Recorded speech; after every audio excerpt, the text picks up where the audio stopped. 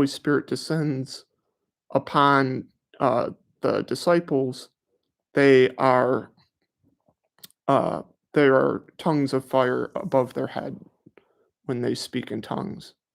And then also, it's very interesting to note that it describes God sitting on his throne, and it says that his raiment is whiter than snow. And that's interesting because when Jesus is on the Mount of Transfiguration, it says that his robe becomes whiter than anyone could launder it. It like becomes as white can be. So very interesting imagery kind of crossing over there. So now I'm going to read chapter 15 of First Enoch.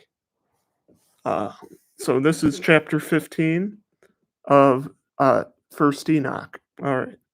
And he answered and said to me, and I heard his voice, "Do not fear, Enoch, you righteous man, and scribe of righteousness. Approach here and hear my voice, and go and say to the watchers of the heavens, you have sent to intercede for them.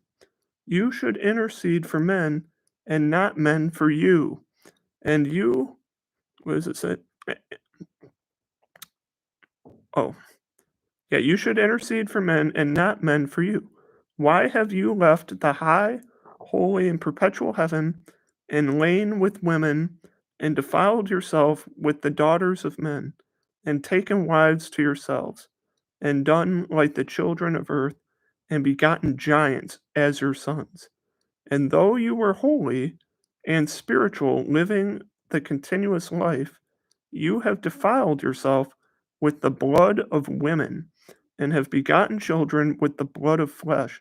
And as the children of men have lusted after flesh and blood, as those who die and perish also do. There I have also given them wives, that they might impregnate them and beget children by them, and nothing might be wanting to them on earth. But you were formerly spiritual, living the continuous life, and immortal for all generations of the world. And therefore I have not appointed wives for you. For as for the spiritual ones of the heavens, their dwelling is in the heavens. And now the giants, who are produced from the spirits and flesh, will be called evil spirits on the earth, and their dwelling will be on the earth. Evil spirits have proceeded from their bodies because they are born from men, and their beginning and primal origin is from the holy watchers. They will be evil spirits on earth, and they will be called evil spirits. As for the spirits of heaven, their dwelling will be in heaven. For as for the spirits of earth, which were born on earth, their dwelling will be on the earth. And the spirits of the giants afflict, oppress, destroy, attack, do battle, and work destruction on the earth, and cause trouble. They take no food, but nevertheless hunger and thirst, and cause offenses.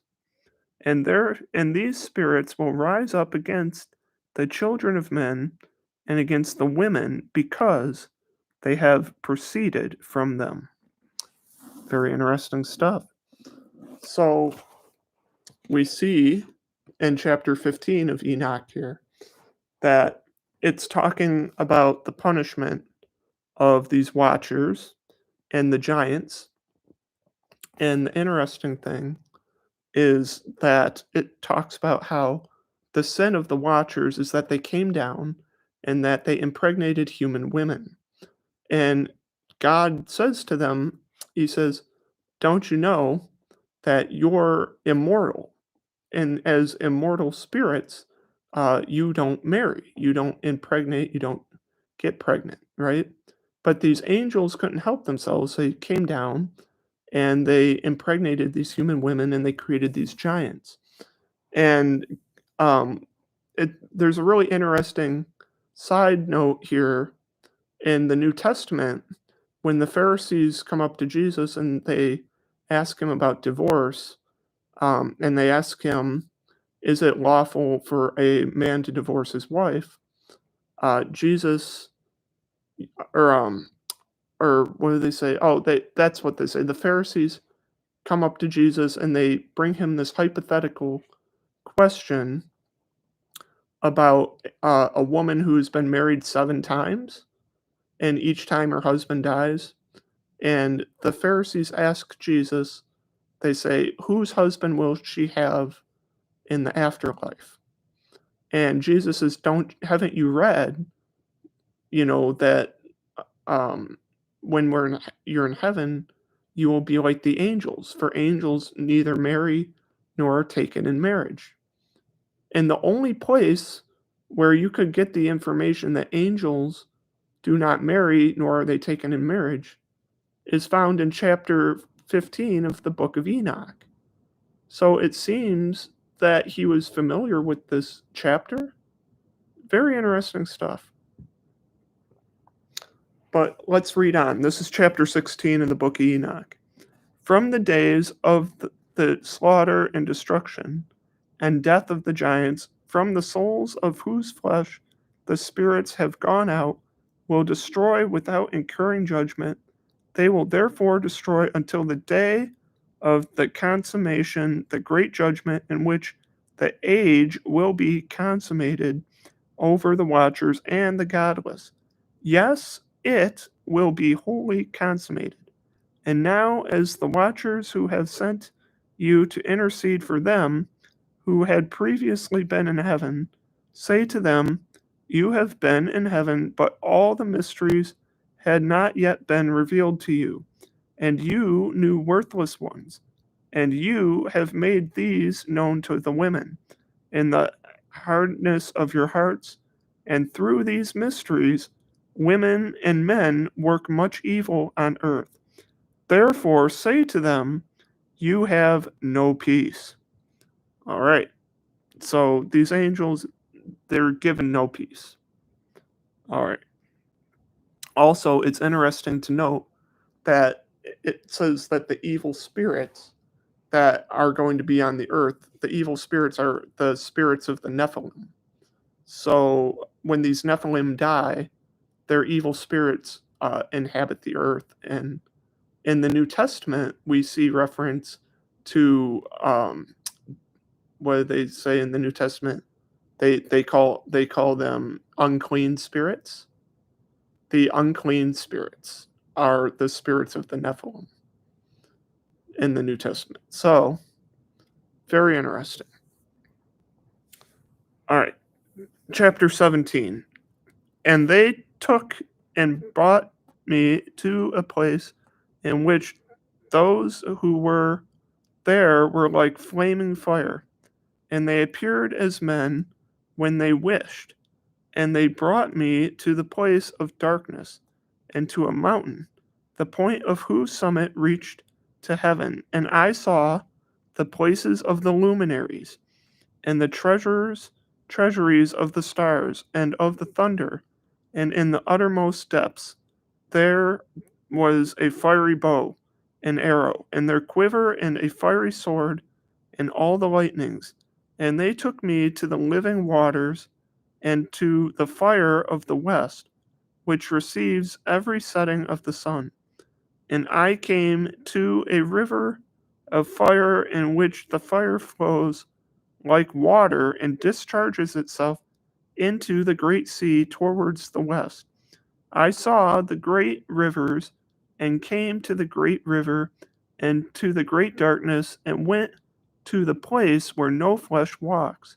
I saw the mountain of the darkness of winter, and the place from where all the waters of the deep flow.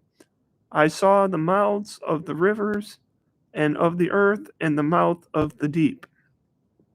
All right, so it's hard to say where exactly Enoch is at this point. It sounds like it is. It could still be in heaven, but it's hard to say if he's in heaven or if he's on earth at this time. Wherever it is where there's a very tall mountain. It seems to be a place on earth, and not in heaven. All right, so chapter 18. Oh, chapter 18. I saw the treasuries of all the winds. I saw how he had furnished the whole creation and the firm foundations of the earth with them. And I saw the cornerstone of the earth. I saw the four winds, which bear the earth and the expanse of heaven. And I saw how the winds stretch out the vaults of the heavens and have their stations between the heavens and earth. These are the pillars of the heavens. I saw the winds of heaven, which turn and bring the circumference of the sun and all the stars to their setting. I saw the winds on the earth carrying the clouds. I saw the paths of the messengers. I saw at the end of the earth the expanse of heavens above, the end of the earth, the expanse of the heavens above. And I proceeded and I saw a place which burns day and night, where there are 7 mountains of magnificent stone, 3 towards the east and 3 towards the south. And as for those toward the east, one was of colored stone, and one of pearl, and one of jacinth, and those toward the south were of red stone, but the middle one reached to the heavens, like the throne of God, of alabaster, and the summit of the throne was of sapphire. And I saw a flaming fire, and beyond these mountains is a region at the end of the great earth. There the heavens were completed, and I saw a deep abyss with columns of heavenly fire, and among them I saw which were beyond measure, alike towards the height and towards the depth. And beyond that abyss I saw a place which had no expanse of the heavens above, and no firmly founded earth beneath it. There was no water on it, and no birds, but it was a waste and horrible place. I saw 7 stars there like great burning mountains, and to me, when I inquired regarding them, the messenger said, "This place is the end of the heavens and earth. This has been a prison for the stars and the host of heaven. And the stars which roll over the fire are there, they which have transgressed the command of the Lord in the beginning of their rising, because they did not come out at their appointed times. And he was angry with them and bound them until the time when their guilt should be consummated for 10,000 years." Wow. Okay. So that's chapter 18 of the book of Enoch. So that's a lot to unpack, but let's talk about it. So Enoch is having a vision, and in his vision, he's taken to a place that is described as like the end of the heavens and the earth. Now, it's difficult to tell if this is another dimension or if this is supposed to be a place, like a physical place in the universe. Um, Here in verse 13, he actually talks about there being a prison for stars. Like these are stars that apparently didn't shine and didn't come out when God set them to. And Enoch is saying that he actually went to a place where he sees that these stars are put in prison. Um, it's curious it's a strange detail, but I'm wondering if the stars that are being described here are actually a form of angel, because in the book of Revelation we see one of the things mentioned is it says the stars will fall from heaven, and it's implied that the stars and the stars can be another name for angels, and the punishment for these stars, this abyss or this prison, it seems similar to where the fallen angels are being kept as well. So there could be a lot of metaphor going on here, but it could also be literal. Um, Something that's very strange that Enoch talks about in chapter 18 is he is describing um, that he saw where the winds are kept and where the winds come from.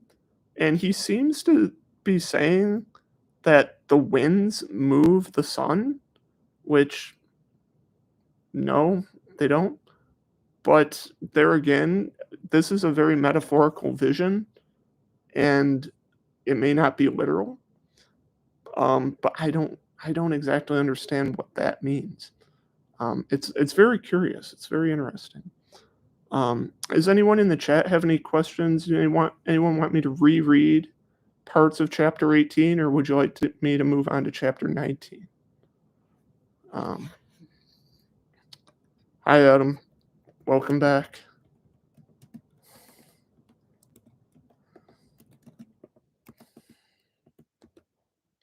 Oh yeah. Oh yeah. What's your question, Adam?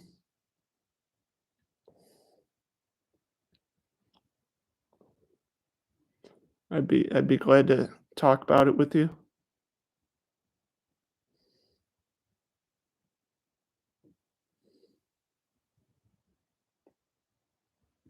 You have a question about the book? Oh, is this book banned from a Catholic party? Why isn't it in the Bible? Oh, um, so well, no, it's not banned. Okay, it's not banned. It was never banned per se. The Book of Enoch was the earliest manuscripts of it that we have go back to about 300 or 400 BC, and from what we understand, they were collected and possibly written by a group of Jews known as the Essenes.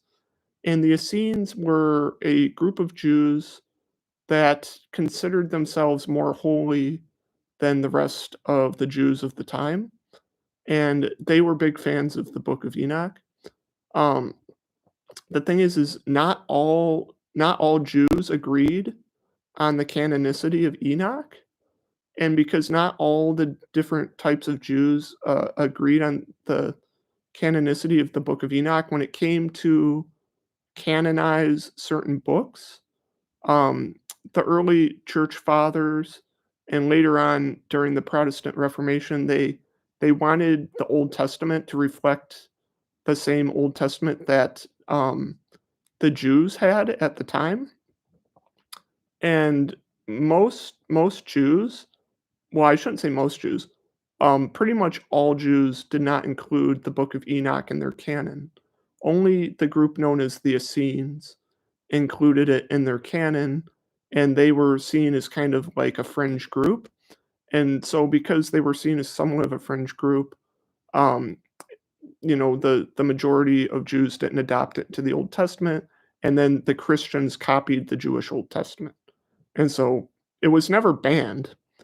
In fact, it was read a lot by the early church because we see the Book of Enoch quoted quite often in the New Testament. We see the Book of Enoch quoted in the Book of Jude, and we see the Book of Enoch quoted in Second Peter, and we also see reference to it in the Gospels. When I was reading chapter 15, it references that angels don't marry in heaven. And one of the things that Jesus says when the Pharisees come to question him is the Pharisees present this hypothetical idea to Jesus. Suppose a woman married 7 different men, and like in a row, right? She marries a man, he dies. She marries a man, he dies, all the way up to the seventh one. And then they ask Jesus, whose wife will he or yeah, who will have her in heaven, right? Whose wife will she be? And Jesus says, haven't you read that the angels neither marry nor are taken in marriage. And the only place that you can read where it specifically says angels do not get married is in the book of Enoch. And God explains why in the book of Enoch, why angels don't get married. So it seems to be Jesus was familiar with the book of Enoch, that or because he is God, that he also understands that angels don't marry. But the book of Enoch was never banned. It just was never fully accepted.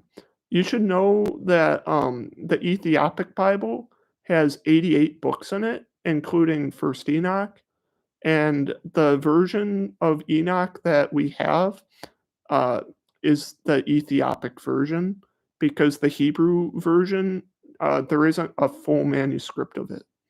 The Ethiopic version is the only one that's a full manuscript. Uh, Thank you very much for reading. I was born without my left hand or right foot, so I can relate to you. Yeah. Um. Thank you for watching. Thank you for reading along. I'm glad to have you in the chat. Um. I I empathize with you there. I actually my left arm, although I do have a left arm, it doesn't work well. My left arm doesn't work well, and my left leg doesn't work well. I do have both a left arm and left leg, but neither of them work well. And also, my right arm and right leg don't work well, but they work better than the left arm and left leg. Um, so yeah. But thank you for watching, and I one of these days I'm going to make a video about disability and faith and how they're related. Because I've prayed for healing for many years, and obviously, God hasn't completely healed me in that way. But I I've learned a lot through my experiences, and I've found that whether God heals you or doesn't heal you, there is a purpose for it, and it's you don't really, or at least I didn't really understand it until like many years later. So it's I'm gonna have to make a whole video about disability and faith and um, what happens when God doesn't heal you and how you respond to that. Um, so if that sounds like a video you're interested in, that's something I'm probably going to do in the future. But yeah, thank you for watching. Um,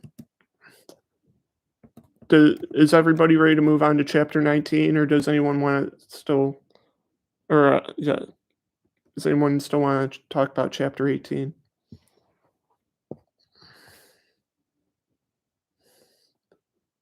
Yeah, that's it. I have a chronic illness. I pray as well. It is misery every day. I would like to see that video. Yeah, for sure. I will be making that video because I think there's a lot of people that struggle with um, disability and with illness who've been praying for healing for a very long time. And oh wait, I just got in here. I'm ready for the next. Wait, I just got in here. I'm ready for the next chapter. Okay. You're ready to move on then? Move to the next chapter? All right, we can move on to the next chapter. Move on. All right. All right, so this is chapter 19 of the book of Enoch. All right. All right. Yep. All right, we'll move on to chapter 19. All right, so this is chapter 19. It says, "And Uriel said to me, the messengers who have connected themselves with women and will stand here, and their spirits, assuming many different forms, are defiling mankind and will lead them astray into sacrificing to demons as gods. They will stand here until the day of the great judgment in which they, let me turn the page, in which they will be judged until they are made an end of, and also the women of the messengers who went astray will become sirens. And only I, Enoch, saw the vision, the ends of all things, and no man will see as I have seen. All right, that is chapter 19. It's pretty short, but it's also pretty interesting. Something that's interesting to note is that it mentions Uriel, who's one of the archangels. Earlier, I think it's in chapter 6 or 7, it mentions 4 archangels. It mentions Michael, Gabriel, Uriel, and Raphael. And we see Michael, Gabriel, and Raphael in other books of the Bible, but we don't see Uriel mentioned anywhere else in any of the other books. So it's very interesting that Uriel is the one talking to Enoch in this vision. Prior to that, we had Michael talking to him, and but this was Uriel. Another really interesting thing to notice here is it says that these fallen angels, it says that there will be men that will worship them as gods. What does it say? The sirens are in Greek, and other places. Yeah, so it does. It mentions in verse of chapter 19, it mentions that some of these women that these fallen angels had relationships with, it mentions them becoming sirens, which I don't have the siren part. It's more like the women will be their friend. Well, in my translation, it uses the word siren. It says they were judged in the end. It says, and the women of the messengers who sent astray will become sirens. The version that I'm using is called the Literal Standard Version. So with the Literal Standard Version, the words are translated like word for word. So there's no paraphrasing going on here. But the word siren in Greek, it's related to like one who calls or like one who draws near. And so the idea of them being a friend to these fallen angels, if you think about the word siren is like draw near, I guess you could say that they're a friend to them and that they had relations with them and that they drew them in. So I guess the translation of friend kind of works. But if you want to be even more literal, what does it say? Very interesting to have an interpretive version. Dr. Ken Johnson, I will check. Yeah, the version I'm using is called the LSV. So that's the literal standard version. So it's a word for word translation, and it's more like an old King James, where it keeps the meaning and the structure of the original language. But there's versions that are what are known as paraphrase translations. And a paraphrase translation is like where it translates the idea, but not the word. So, in your translation, was it? Oh yeah, you have an interpretive version. So in your version, where it translates the word siren as friend, it may be using the word friend because a siren draws things close, like a friend. You might think I'm crazy, but the sirens are literally in the Great Lakes of Michigan. Check them out. Some research. I live in Michigan, so yeah, I should totally check that out. By the way, did you know Lake Michigan has more shipwrecks than like anywhere else in the United States? Lake Michigan has over 10,000 shipwrecks in it, which is crazy. And also, I don't know if you guys are familiar with the Lake Michigan Stonehenge, but there's actually an area in Lake Michigan at the bottom, like, what is it? Continue what you were saying. That man will worship. Oh yeah. Okay. Adam. Yeah, I'll get onto that. So, it talks about how one of the deceptions of these fallen angels is that men will worship them as gods. So these angels came down to earth, the Watchers. They come down to earth and they breed with human women and they create these giants. And it says that um, in the course of time that men are going to worship them as gods, but they're actually demons.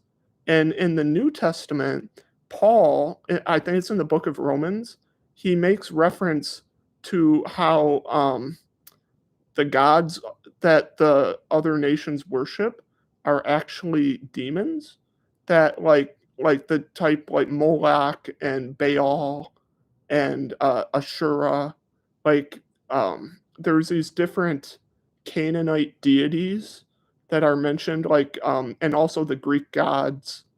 They're mentioned, yeah, they're mentioned in the New Testament, and it says that these gods. Yes, I did know that is actually the craziest and most deadliest lake. Yeah, yes, it is crazy deadly. Um, Yeah, but in the New Testament, it mentions that the gods that are worshipped, like the pagan gods, are actually demons. And that's what the book of Enoch is saying. It's saying that these fallen angels are worshipped like they're gods, but they're actually just they're just fallen angels. So that's just what it's saying here. But does anyone want to talk about chapter 19 more? Or the giants or the Nephilim? Yes, Nephilim in Hebrew means great ones or men of renown, but it's often translated as giants or men of stature. And so, yes, the word Nephilim and giant mean the same thing, but depending on your translation, it may use like great ones or men of renown. Like if you have an old King James, it translates the word Nephilim as men of renown. But obviously, a giant would be of renown. So yeah. But yes, the giants are the Nephilim. And no, the giants are not demons. The giants are not demons. They are the offspring of human women and the Watchers. And the giants, but when the giants die, it says that their spirits. That was in chapter 18. They are the Anunnaki. Well, now you're getting into Sumerian stuff. That's going beyond the text. But I don't think I really don't think the Sumerian texts and Enoch are talking about the same thing, to be honest. But I know some people try to make that claim, but I don't think that's what's actually going on here. I know some people say, well, didn't the Anunnaki come down and mess with human DNA, and didn't the angels come down and interbreed with these human women? Don't those stories look similar? And it's like, yeah, if you take a lot of liberties, I suppose. But no, the giants are the offspring of the angels and the human women, and as a result, you end up with these freakish hybrids. What happens when the giants die? So that's what it said in chapter 19, or chapter 19. It says when the giants die, that their spirits will be on the earth, and that their spirits will cause havoc among men. That's where in the New Testament, when it talks about unclean spirits, so people that get possessed in the New Testament, it says they have unclean spirits. The unclean spirits are the spirits of the departed Nephilim. So when the Nephilim died in the flood, it says that their spirits inhabited the earth and caused havoc among men. So demons are disembodied spirits of the Nephilim. Yes, you're right. Yes, the demons are the disembodied. Well, no, the unclean spirits are the disembodied spirits of the Nephilim. Demons are fallen angels. So the demons are fallen angels, but the unclean spirits are the spirits of the Nephilim. Because some people think unclean spirits and demons are the same thing, but they're slightly different. Um, the demons are these watchers. Their offspring are the unclean spirits.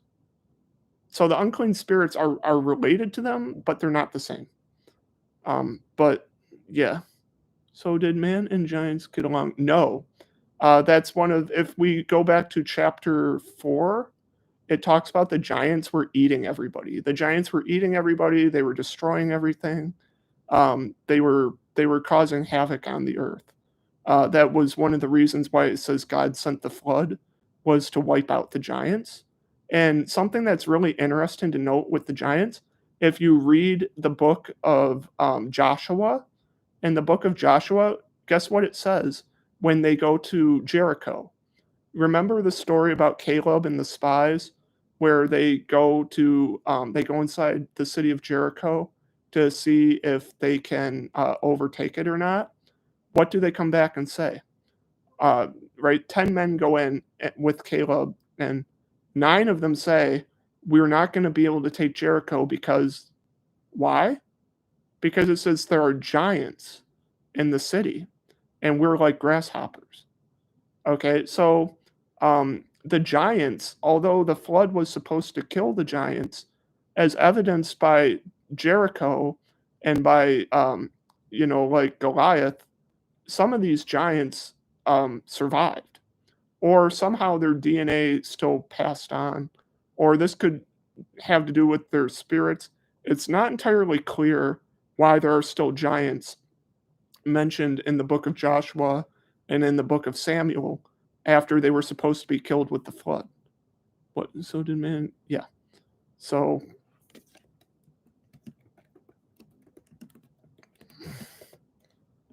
yeah. So yeah, the giants. No, they did not get along with humans. They were always hostile to godliness. Because their parents were ungodly, they were inherently ungodly.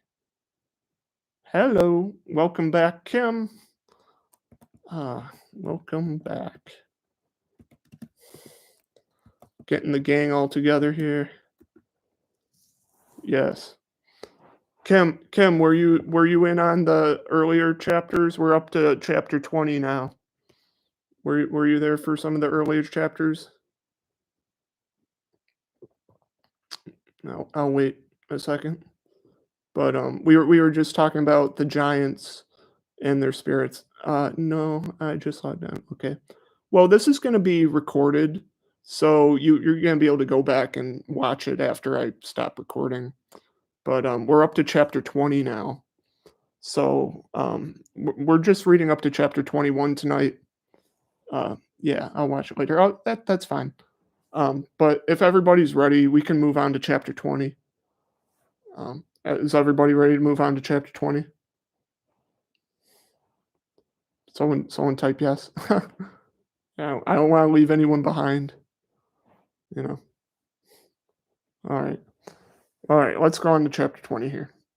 All right. So it says, "In their name of the holy messengers who watch." Okay. Uriel, one of the holy messengers who is over the world and over Tartarus. Raphael, one of the holy messengers who is over the spirits of men. Raguel, one of the holy messengers who takes vengeance on the world of the luminaries. And Michael, one of the messengers, namely he that is set over the best part of mankind and over chaos. Seraquel, one of the holy messengers who is set over the spirits who sin in the spirit. Gabriel, one of the holy messengers who is over paradise and the serpents and the cherubim. Remiel, one of the holy messengers whom God set over those who rise. Interesting. Okay, that was chapter 20. Very short. It's a very short chapter. But did you notice it mentioned 7 7 great holy ones. These are spirits. They're angels. Some would call them archangels. If you read the book of Tobit, is anybody in here familiar with the book of Tobit? If you haven't read the book of Tobit, it's one of the deuterocanonical books. It's in the Catholic Bible. It's not in the Protestant Bible. In the book of Tobit, in chapter 12, okay, yeah, M3. All right, you're familiar with Tobit. Okay. In chapter 12 of the book of Tobit, Raphael says to Tobit, I am one of the 7 spirits that stands before the throne of God. One of the 7 spirits. If we read the book of Revelation, it also mentions the 7 spirits of God. Um, and the only place we find 7, I guess you'd say, archangels, is in chapter 20 of the book of Enoch. So that seems to be some confirmation that some of the things that are in Enoch are substantiated in other books of the Bible, which is pretty interesting. But of these 7 archangels, we only ever see 3 of them mentioned in the other books. We see Raphael, Gabriel, and Michael mentioned. We don't see Uriel, Raguel. I gotta go back here and read some of the others. Yeah, we see Gabriel mentioned in other books. But yeah, it says that each one of these archangels is set over like a different segment of reality. So it's very interesting to note that it says that Uriel is over the world in Tartarus. And Tartarus is another name for hell. There's a few different titles used for Hades and hell. You've got Tartarus, you've got Gehenna, you've got the Lake of Fire, you've got Hades, you've got Sheol. All these are actually kind of like different places, but they're oftentimes intermixed with each other. So, like, sometimes you will see Tartarus mentioned alongside with Gehenna, but Gehenna is um, a little bit different. But that's a whole nother discussion for another day. These if Hades and Gehenna and all these different places are actually the same place, or if they're different regions of the same place. Because there's actually a theory that the different titles for the underworld are actually different regions of the same place. So, like, some people have suggested that the outer darkness is like the outermost edge of hell, and then like Hades is like an inner ring, and then beyond Hades is like Gehenna, and then beyond Gehenna is like the abyss, and then beyond that is like the lake of fire. And so like there's a theory that all these different names are actually different regions of the same place and not different places. And there's also a theory that actually it's all just the same place. But that's a whole nother discussion for another day. But it's very interesting that says Uriel resides over Tartarus. Um, it also says here that Michael, the archangel Michael, it says that Michael actually resides over the best part of mankind and chaos. Isn't that strange that it says that Michael resides over the best part of mankind and chaos? Like those two things don't like those two things don't seem like they should go together, but apparently they do somehow. And I mean, if you want to get interpretive, um, is it is it saying that the best part of mankind is chaotic? Not entirely sure why the best part of mankind and chaos go together. Um, but that's very interesting. Does anyone in the chat have any theories on why it says Archangel Michael resides over the best part of mankind and chaos? Israel, maybe? Well, what does it say? Misinterpretation?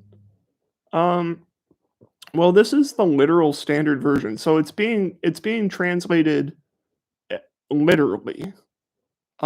Which literal the difficulty with the literal translation is that our language is not identical to their language, and so their what they would have meant literally, uh, may not may not sound the same when we say it literally. Yeah. Yeah, it is strange. But M3, you're right when you say Israel, when you say the best part of mankind, because in the book of Daniel, it says that Michael resides over Israel. And so when it says the best part of mankind, although it's not saying Israel, yeah, Michael is the prince of them, possibly it means Israel. Like, yeah, no, I agree because in the book of Daniel it says that Michael is the prince over Israel. And I think it's Daniel chapter 9. So yeah, I think it's Daniel chapter 9 where it talks about Michael's Archangel Michael's the prince over Israel. That's also where it talks about Michael resisting the prince of Persia, where Daniel prays and his prayer is halted by the prince of Persia, and Michael has to fight the prince of Persia for like 30 days or something like that. Um, but yeah, I agree with you. It's most likely talking about Israel. Um, so that's chapter 20. Um, but yeah, just a simple takeaway from this is that for each realm of reality, it's wait, doesn't Michael have something to do with the Battle of Armageddon? Yeah. So yes, you're right. So in the book of Revelation, it says that it's the archangel Michael who cast the dragon down into the lake of fire. So it says that it's the archangel Michael who slays the dragon.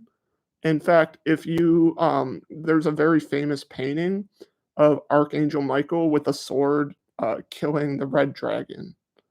And the red dragon represents the devil, but the red dragon also represents chaos. And so, yes, it's very interesting that Michael is the one that kills the dragon, and the dragon is chaos. So when it says that he rules over chaos and the best part of mankind, it could be saying that he rules over even like the devil, like he's over him, and that like he has power over him in a sense. Um, Also, another interesting thing about chaos is that in the book of Job, when it talks about the Leviathan is actually a symbol for chaos. And the Leviathan is also a symbol for Lucifer. Both Lucifer and Leviathan have a lot of overlapping imagery, and because they're both creatures of pride and they're both shiny. It says they're both silver and shiny, and that they're both creatures of pride. And so Leviathan and Lucifer are kind of related. Some people have said that Leviathan is a spirit, and other people say that it's a literal creature. Um, I'm not entirely sure if I agree if it is a spirit or a literal creature, but it is related to chaos and it is also related to Lucifer. So, but it says Michael rules over the chaos. So, I don't know. It's very interesting. Very interesting. Does anyone else have any theories why Michael rules over the best part of humanity and chaos? The Psalms with Leviathan make it seem pretty physical. So is the protector of man and the leader against chaos.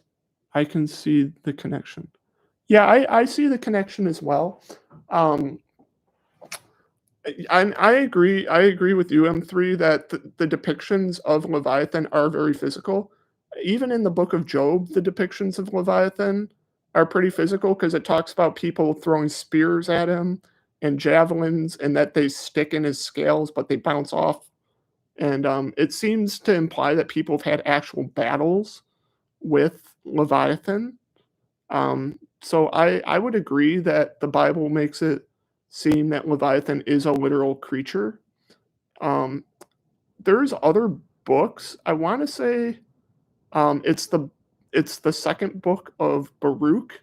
So there's a first book of Baruch, which is in the Catholic Deuterocanon, the book of Baruch. But I think it's second. There's also a book called Second Baruch, and it says that at the end of time, there will be a battle between the behemoth and the Leviathan, and that the behemoth will that they will end up killing each other, and that when the behemoth and the Leviathan kill each other, that mankind will have like a feast, and that mankind will eat the bodies of the dead Leviathan and the behemoth, and there will be no more hunger on the earth.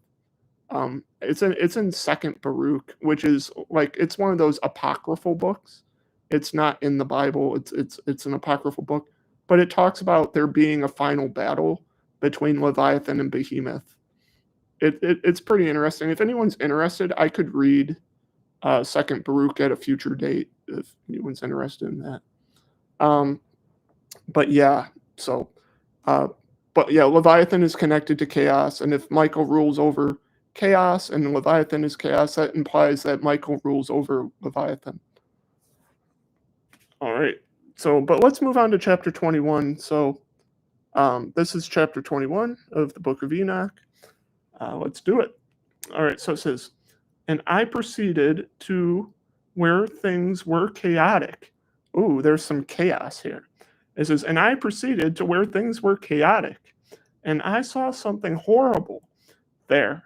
I saw neither a heaven above nor a firmly founded earth, but a chaotic and horrible place. And there I saw 7 stars of the heavens bound together in it like the great mountains and burning with fire. Then I said, for the sin are they bound, and what account have they been cast here? Then Uriel, one of the holy messengers who was with me and was chief over them, spoke and said, Enoch, why do you ask, and why are you eager for the truth? There are the number of the stars of the heavens, which have transgressed the command of heaven, have transgressed the command of the Lord, and are bound here until 10,000 years, and time entailed by their sins are consummated. And from there I went to another place which was still more horrible than the former, and I saw a horrible thing, and great fire there which burned and blazed, and the place was cleft as far as the abyss, being full of great descending columns of fire. I could see neither its extent or magnitude, nor could I conjecture. Then I said, how fearful in the place, and how terrible to look on. Then Uriel answered at me, one of the holy messengers who was with me, and said to me, Enoch, why do you have such fear and fright? And I answered, because of this fearful place, and because of the spectacle of pain. And he said to me, this place is the prison of the messengers. They will be imprisoned here forever. Whoa, that's intense. Okay, so Enoch. All right, so remember how I said that Tartarus is synonymous with hell? Yeah, it's synonymous with hell. He just went to basically the abyss where everything is fire and is chaotic. It literally says it's a place of chaos. But see, it says Uriel. Uriel is the ruler over this place. Who are the messengers? The messengers are the angels. So Uriel, once again, because this is the literal standard translation, every time there's an angel, it calls them a messenger, because the word malach in Hebrew literally means messenger. So a lot of times people think an angel is a type of creature. No. Uriel is one of the good angels, but the watchers are the bad angels. both the watchers and the archangels are messengers because they're both angels. But angel is just the description of what they do, right? Messenger is the description of what they do. It's not a description of their being. So all heavenly hosts are not angels in the sense that they're not all messengers. But all the watchers and all the archangels, they're all messengers. That's why the word messenger is used. But so when it says that he was down there with one of the messengers, Uriel, he's referring to the angel Uriel, who's one of the good angels.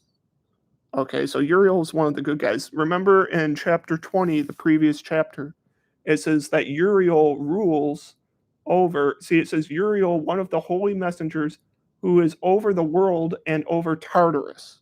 So Uriel in chapter 20, Uriel in chapter 20 is, what is it? Job title. Yeah. Yeah, angel is a job title. It's not a description of their substance.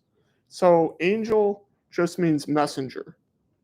But there are types of angels, like there's seraphim, there's cherubim. What? But why would the messengers be in this prison? Did I miss it? The reason the messengers are in this prison, were you here for chapters 1 through Adam, were you here for chapters 1 through 7? Were you here for chapters 1 through 7? Angels have free will. Yeah, yeah, you got it. Oh, okay. So Adam, I'll catch you up. So in chapters 1 through 7, the fallen angels, the watchers, they come down to earth and they procreate with human women and they create the nephilim, which are the giants. And see, these fallen angels, it says there were 200 of them. It says they came down and they reproduced with human women, which was an abomination to God, and it was a horrible sin. And so they came down to earth and they did this, and it created these giants that caused havoc all over the earth. And it says that these fallen angels, not only did they procreate with human women and create these abominations, it says that the fallen angels taught humans forbidden knowledge. It says that the angels these fallen angels taught humans things like sorcery and metalworking and how to make potions and astrology and fortune telling and like all sorts of like abominable things. It says that these fallen angels came down and they taught humans forbidden sinful things. And so because these angels came down and did all this horrible stuff, God is just, and so God had to punish them. And so in the previous chapters, Enoch is tasked with going up to these fallen angels and essentially serving them. And when I say serving them, I mean like like when somebody is about to get a divorce and they get served and they're like, here's your divorce papers.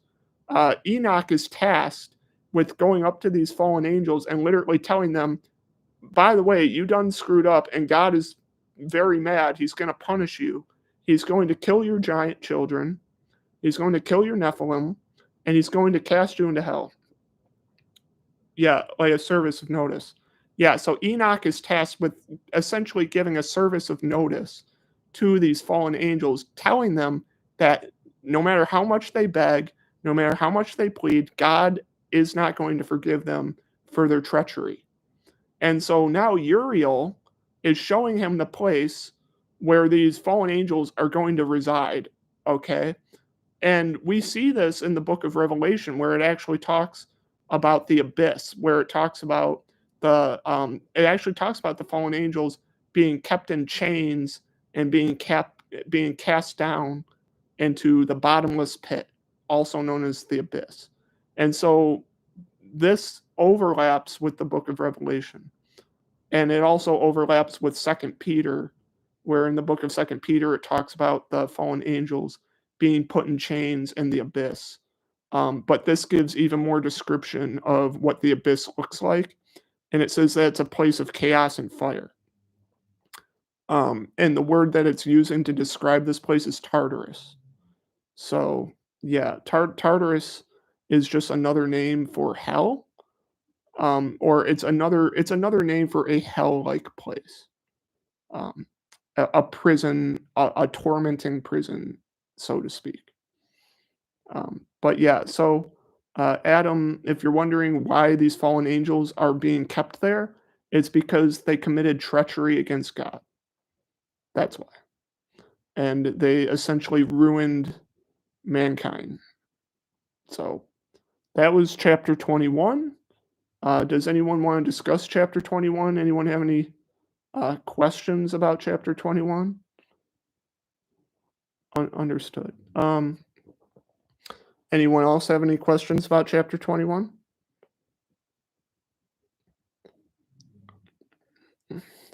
We're just now getting the party started. We got even more people in the live here. I could read past chapter 21. I normally read these in 7 chapter segments. I don't know if anyone. Oh, you want to move on to the next chapter? Okay, we can go on to the next chapter. All right. This is chapter 22. All right. It says, and then I went to another place, the mountain of the hard rock, and there were 4 hollow places in it, deep and wide and very smooth. Oh, how smooth the hollow places are, and deep and dark to look at. Then Raphael answered one of the holy messengers. He's one of the good angels. He's one of the archangels, who was with me and said to me, these hollow places have been created for this very purpose, that the spirits of the souls of the dead should assemble therein, yes, that all the souls of the children of men should assemble here. And these places have been made to receive them until the day of their judgment, and until their appointed period, until the great judgment comes on them. I saw the spirit of a dead man making sweet, and his voice went out to heaven and made made suit. So he's walking.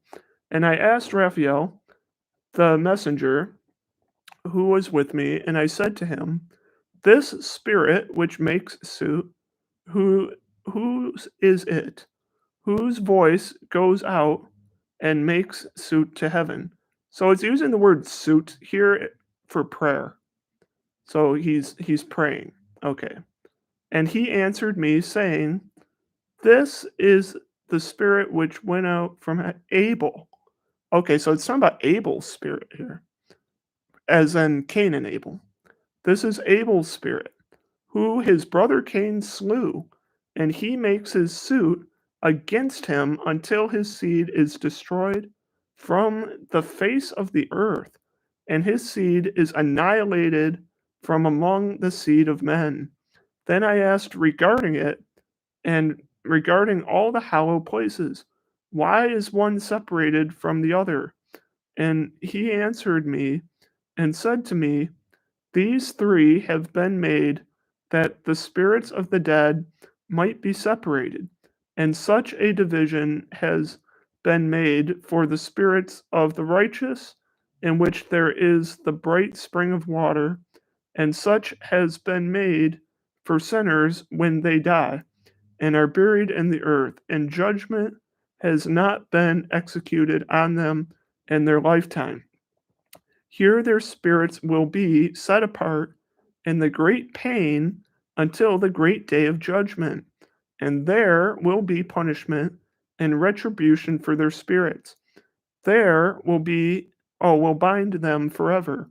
And such a division has been made for the spirits of those who make their suit, who make disclosure concerning their destruction, when they when they were slain in the days of the sinners. Such has been made for the spirits of men who were not righteous but sinners, who were complete in transgression, and they will be companions of transgressors but their spirits will not be slain in the day of judgment, nor will they be raised from there. Then I blessed the Lord of glory and said, Blessed is my Lord, the Lord of righteousness, who rules forever. All right. What does it say? 22 is very interesting. Oh, yeah. No, I agree. I agree. Chapter 22 is very interesting. Um, yeah, because chapter 22 was like it's a description of the abyss and of hell, also known as Tartarus. Um, and also it's, or I'm sorry, no, that's chapter 21. Chapter 22 is interesting because it's like it's describing the underworld. It's interesting here that one of the people that Enoch sees is the spirit of Abel, and it says that Abel is praying to God. Okay, Abel is praying to God from the underworld, right? He's in this spirit realm for the departed, and it says that Abel is crying out to God for God to wipe out the lineage of Cain. And it's very interesting because we don't really see anything else like that anywhere else in the Bible. We don't see we don't see the spirits of departed people praying for vengeance on earth. The closest thing we get to it is in the New Testament, where you have the parable of the rich man and Lazarus, and it talks about how there's a chasm between Abraham's bosom and wherever the rich man is, which is like Hades. And here it talks about there being, wait, I like Ken Johnson's commentary. One place where the righteous dwell, Abraham's bosom, Luke, yep. And a second place where the rich man, and a third place, the fallen angels, Tartarus. I think that's a pretty interesting interpretation. And that was about where I was about to go with this, but you beat me to the punch. You beat me to it. But yeah, I wanted to say that the talk of the separation of spirits seems very similar to what we see in Luke in the parable of the rich man and Lazarus, where Jesus says there's a chasm between Lazarus and the rich man, and that like the rich man or the Lazarus cannot reach across there. So there again, it seems like that's some confirmation that at a minimum that Jesus was familiar with First Enoch, um, because there's a lot of similarity in the imagery. Um, Although it's not a direct quotation of Enoch, it's similar enough that it makes you think that he was at least familiar with it. Um, anyone else? Anyone have any other questions about chapter 22? I think it's interesting that it says that Abel is continuously praying for God to wipe out the lineage of Cain. Um, it seems how would I say it? Like it it seems like kind of vengeful. Like we don't really get the impression that Abel we don't really get that impression in Genesis that Abel is vengeful. But this may be a play on where it says in the book of Genesis where it says that Abel's blood cries out to the Lord. Remember in the book of Genesis where it says Cain kills Abel and it says and his blood cries out to God? Um, where it talks about here in chapter 22, Abel praying to God to wipe out the lineage of Cain. That may be a play on, or it may be like referring to how Abel's blood cries out to the Lord. There's probably some relation there. That's my guess. But yeah, but your commentary on how it relates to Abraham's bosom and the rich man Lazarus, I agree with that. I totally agree with that. I think that is intentional imagery that Jesus was conveying in the New Testament. Does everyone want to move on to chapter 23? Or does anyone have any questions about chapter 22? I'll wait. Anyone have any questions about chapter 22? No? I guess I can move on to chapter 23. Does everyone want to move on to chapter 23?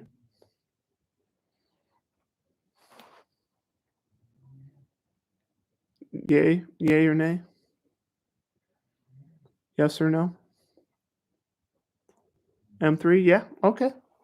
We can move on to chapter 23. It's a very short chapter, by the way. It says, "From there I went to another place to the west of the ends of the earth, and I saw a burning fire which ran without resting and did not cease from its course day or night, but ran regularly. And I asked, saying, What is this? What is this which does not rest?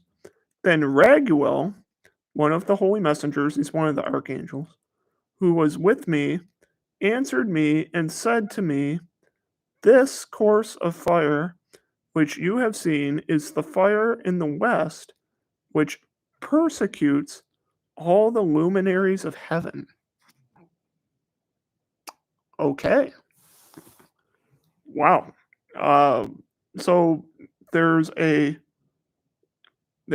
burning fire which moves without rest at the ends of the earth in the place of the west.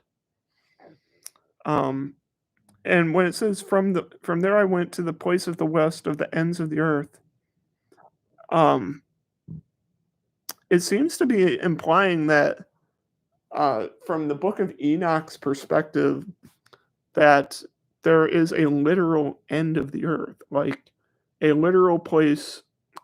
All like, I don't know if it's implying a flat earth or if it's implying like, because one of the things that's interesting about the book of Enoch, what is it? Yes. Oh yeah, you wanted me to read this chapter. That's what you're saying yes to. One of the things about the book of Enoch is it can be difficult to tell if what he's saying is the spirit realm or if it's a place on earth. Given his last location, it seems to be the spirit realm, but there were people in ancient Near East cultures that believed places like hell and heaven were literal places in the physical realm, but they were just very far away. Like you see this a little bit in the Old Testament, where it describes sheol as like being at the bottom of the ocean. So yeah, we see sometimes that there's imagery where it's overlapping like the earth, but also the spirit realm. But this seems to imply that he's somewhere on earth.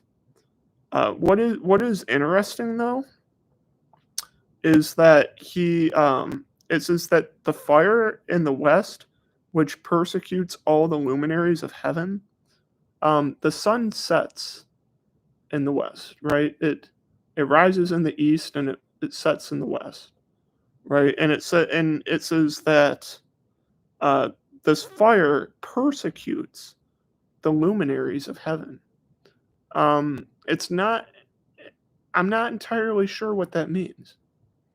Like when it says that this fire persecutes the luminaries of heaven, that's a very interesting choice of words because persecute. When we think of persecution, we often think about like there's like an ideology to it, like you're being persecuted for your faith or you're being persecuted for your identity. Persecution it's a very interesting choice of words, and I don't know if anyone has a different translation. Does anyone else have a different translation of Enoch that uses a different word besides persecution? because like I said, I'm using the literal standard version. So that means whatever word was used literally meant persecution, but the idea may be different. Which verse? M3. It is verse 4 of chapter 23. Verse 4 of chapter 23. What word does yours say? Mine says the fire persecutes the luminaries of heaven. What does yours say? Because this is going to be interesting to see if they use the same word or not. Also, does anyone have any idea what the luminaries are? It seems to be that the luminaries are stars. Like the luminaries are, from what I understand, that they are like literal stars. So this fire literally persecutes stars. Very interesting. And wherever this is, it says it's in the west, at the furthest corners of the earth. It says luminaries, stars, angels. This burning fire which you have seen running towards the west is the fire of all the luminaries in heaven. So, and it seems to be that they're using the word running towards the west, where this says, this curse which you have seen, is persecuting. Yeah, which persecutes all the luminaries of heaven. So the reason that yours might say running and mine might say persecute, because if you think about persecution, it can mean to like chase down something with hostile intent. Like if you're almost like a pursuit. Like if you think about the root word of persecution is to pursue. Yeah, following each other. Yeah, so it says that this fire, so you could think about it as whatever this fire is, it's following. It's following after the luminaries, which are stars, but as we talked about earlier, stars and angels are seen as sometimes the same thing in biblical language. But yeah, that's all of chapter 23. And then I suppose we could. Does anyone want to read on to chapter 24? Or you guys want to call it quits? I will be doing these lives every Tuesday and hopefully Friday around like 9:30. So I'll be doing these like twice a week, and I try to cover 7 chapters each time. The Book of Enoch has 108 chapters, so it's going to take us several weeks to work through the whole book. And anyone who's tuning in who isn't subscribed, if you like stuff about the Book of Enoch and other books that are in what they call the Apocrypha, I invite you to subscribe because that's the kind of stuff we cover here on my channel. So yeah, I'm going to bed. God bless. Thanks for watching, Kim. Look forward to you joining us next time. Yeah. Thanks, M3. Glad to have you guys here in the chat. Good night.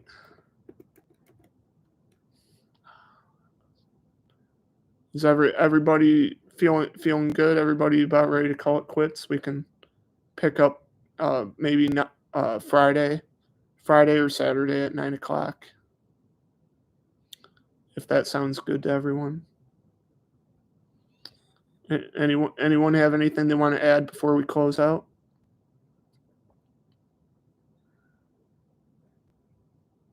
Yes, no?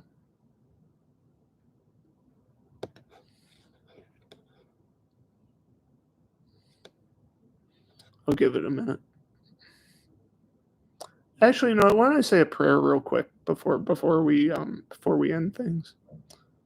Dear Heavenly Father, I pray for everybody, Lord, in the chat. Lord, I pray that you would just bless them and that you would give them peace, Lord, as they're going off to bed. Lord, I pray that you would protect them with your angels and that you would fill them with your wisdom. Lord, I pray that you would continue to fill us with your wisdom as we try to learn more about you. Lord, we pray these things in Jesus' precious name. Amen. All right. Is that good? Is everybody set? All right. This has been Prayer and Practice. My name's Ian, and it's have a great night. God bless you. Yep, you too, M3. God bless.